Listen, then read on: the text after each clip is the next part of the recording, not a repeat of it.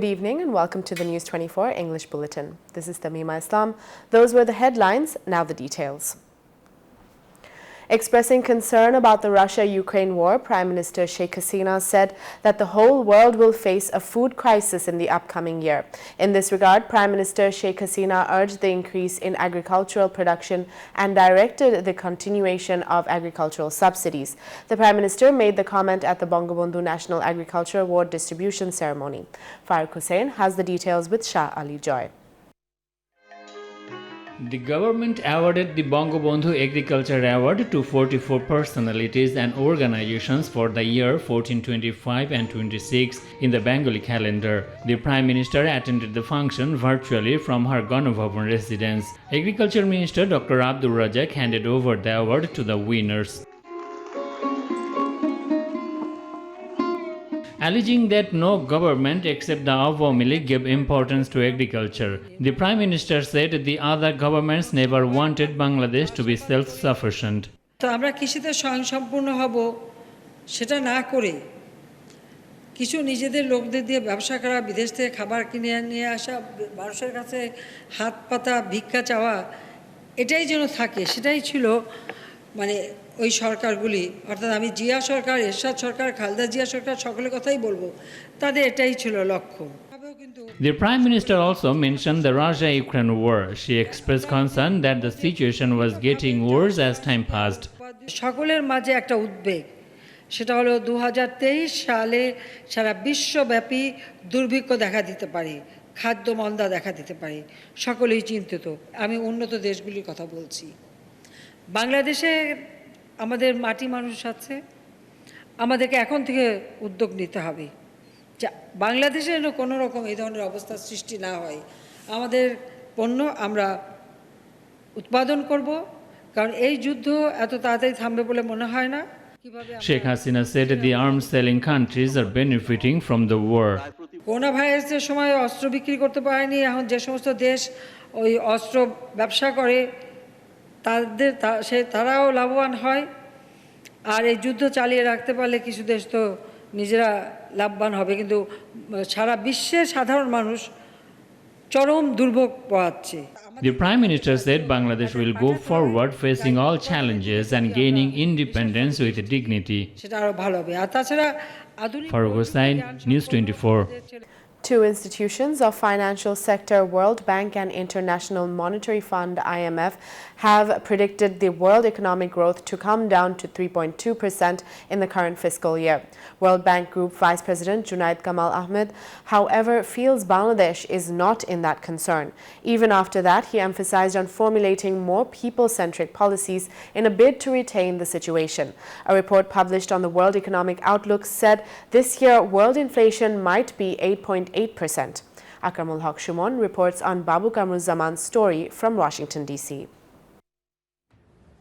Just after the shock of Corona, the Russia-Ukraine war has created deep wounds in the world economy. The burden of credit of developing countries, high interest rates, and rising consumer prices leave millions of people back in poverty. On the second day of the World Bank IMF annual conference, the institutions left the message. Mostly driven by fundamental forces. A report published on the World Economic Outlook on Tuesday predicted that world economic growth would come down to half of the previous year. Too many low-income countries are close to or already in debt distress.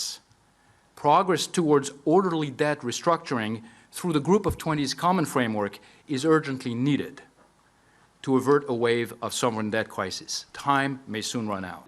World Bank said market of commodities is unstable due to price hike of fuel. That is why global inflation may stand at 9% this year. Another prediction says the inflation rate may come down to 6% in 2023. The dollar is now at its strongest since the early 2000s, mostly against advanced economies, but also against emerging markets. So far, this rise appears mostly driven by fundamental forces, such as the tightening of monetary policy in the United States and the energy crisis. When IMF statement is saying this, World Bank Group Vice President says Bangladesh is at ease. He, however, emphasized on taking people-oriented initiatives to retain the status. বাংলাদেশে আমাদের এটা একটা খুব It's a pride for Bangladesh. We have developed People Center. In this shock, these will have to be maintained more. The government can directly implement people-centric program taking loans from World Bank's IBA and IBRD. Loan নিয়ে directly people-centered program করতে পারবেন।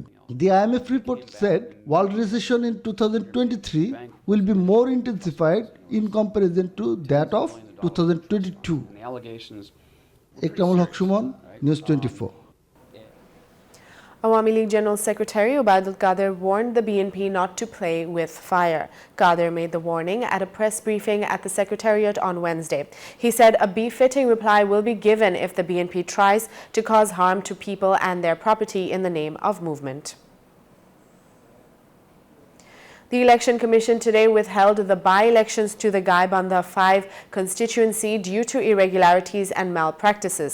Chief Election Commissioner CEC Qazi Habibul Awal announced it in the afternoon. The decision came following the voting postponement at 51 polling centres in the constituency. Meanwhile, all candidates except the Awami League nominated candidate boycotted the polls alleging irregularities in the voting. The 4 candidates boycotted the by-elections at a press conference held at Bogirvida Government Primary School premises in Shagota Upajala at around 11:30 a.m. BNP leaders claim that the U.S. should impose sanctions on the government as well as the RAB. The BNP leaders made the claim at the rally in Chattogram on Wednesday. They claimed that the BNP had started a mass movement to oust the government from the Chattogram divisional rally. Meanwhile, Secretary General Mirza Fakhrul alleged the elite force committed human rights violations at the direction of the government.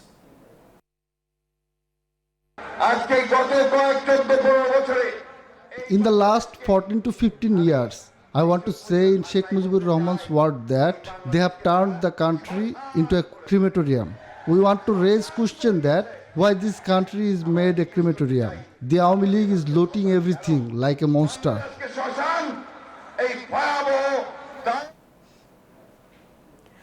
Information Minister Hassan Mahmood warned that the Awami League will not sit idle if the BNP tries to create anarchy in the country. Hassan Mahmood made the comment at a press briefing at the Secretariat on Wednesday. State Minister for Disaster Management and Relief Dr. Inamur Rahman said Bangladesh is ready to tackle Cyclone Sitrang. Inamur said the ministry has taken every measure to face the challenges posed by the cyclone. The U.S. Cyclone Center has issued a warning that the super cyclone will cause havoc on October 17th. Nirapod Shorok Chai Movement Chairman Ilyas Kanchon said that there is no alternative than to create awareness to reduce deaths in road accidents. Kanchon made the call at a rally in front of the Raju statue at Dhaka University this morning. He said road accidents can be reduced if careless driving is controlled on the roads. Mentioning the motorcycle riders, he said the risk is reduced by 80% if one wears a helmet. Ilyas Kanchon urged all to control speed while driving on the highway. New Zealand beat Bangladesh by 48 runs in Christchurch on Wednesday to book their place in the 2020 Tri-Series final. The hosts now face Pakistan on Friday, also in Christchurch, in the final of a series that is a tune-up for this month's T20 World Cup in Australia. A third straight defeat means Bangladesh cannot reach the Tri-Series final, and their match against Pakistan on Thursday is dead rubber. New Zealand opener Conway smacked 64 off 40 balls, and his partnership of 45 with Finn Allen, who went on 32 after a superb Yasser Ali catch, set the tone. Captain Shakib Al Hassan was the only bright spot in the Tigers' batting innings.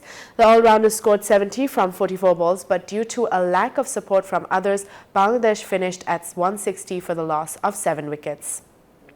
That's all from the newsroom today. Thank you for watching News 24. Please stay with us.